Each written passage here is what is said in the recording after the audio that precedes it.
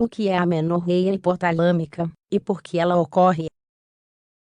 A amenorreia hipotalâmica é uma das anormalidades de saúde que mais surpreendem, porque ocorre com frequência em mulheres com um estilo de vida aparentemente saudável. No entanto, ela pode afetar qualquer mulher. Não é preciso ter um problema de saúde para que ela se desenvolva. Segundo algumas estimativas, até 30% das mulheres podem ter amenorreia hipotalâmica em algum momento de suas vidas. Muitas delas nem percebem o problema até que decidem engravidar.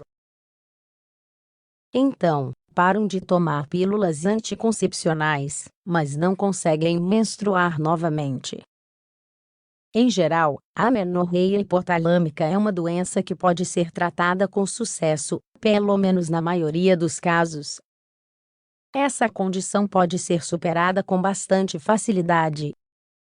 No entanto, não devemos subestimá-la. O que é a amenorreia hipotalâmica? A amenorreia hipotalâmica é uma condição comum. É definida como uma doença caracterizada pela ausência de menstruação em idade reprodutiva. É causada por uma anormalidade no hipotálamo, uma parte do cérebro que controla o funcionamento do sistema nervoso e da glândula hipófise.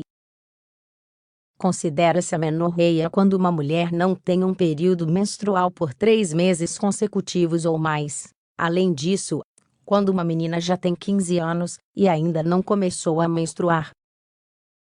Em condições normais, a menstruação só deve parar durante a gravidez ou menopausa. Por que acontece? A amenorreia hipotalâmica ocorre quando o hipotálamo libera o hormônio liberador de gonadotrofina, GnRH, muito lentamente ou para de liberá-lo. Este é o encarregado de iniciar o ciclo menstrual.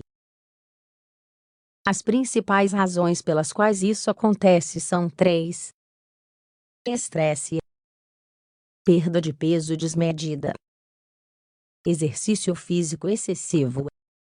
Pode-se afirmar que a amenorreia hipotalâmica é uma resposta fisiológica a esses eventos.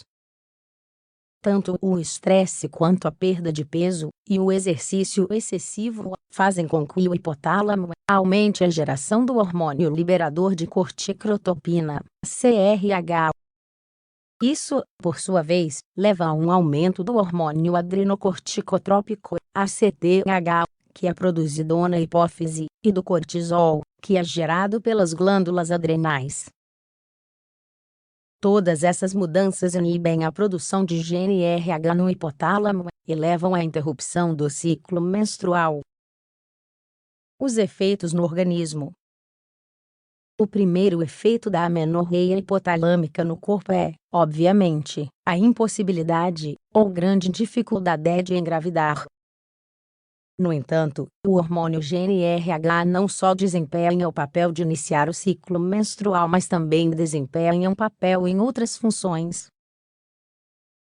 O hormônio liberador de gonadotrofina, ou GnRH, estimula a liberação de outros hormônios essenciais para que a ovulação ocorra.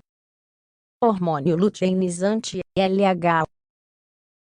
Hormônio folículo estimulante, FSH. Obviamente, se não houver ovulação, também não haverá fertilidade. Se, em qualquer caso, uma mulher com esta anomalia engravidar, existe um risco aumentado de aborto espontâneo ou parto prematuro. Quando a amenorreia hipotalâmica ocorre em uma mulher muito jovem, pode não haver um desenvolvimento correto das características sexuais secundárias. Dessa forma, uma mulher pode ter pelos no peito ou no rosto e ter um tom de voz mais grave, por exemplo. Da mesma forma, o hipotálamo e o GnRH também ajudam a regular o sono, a fome e a temperatura corporal. Por esse motivo, a amenorreia hipotalâmica costuma ser acompanhada de exaustão, insônia, diminuição do desejo sexual e depressão. Fatos a considerar sobre a amenorreia hipotalâmica. A amenorreia hipotalâmica foi associada à perda de massa óssea. Portanto, as mulheres que sofrem com ela tendem a ser mais propensas a desenvolver osteoporose e outros problemas ósseos. Existe também um risco aumentado de problemas cardíacos e digestivos. Diante dos fatores que desencadeiam essa anomalia, deve-se observar o seguinte: exercício é prejudicial quando combina uma atividade de alta intensidade com uma ingestão energética deficiente para aquele nível. Perda de peso é um problema quando você perde mais de 5 kg em um curto espaço de tempo ou tem um índice de massa corporal, IMC, de 20 ou menos.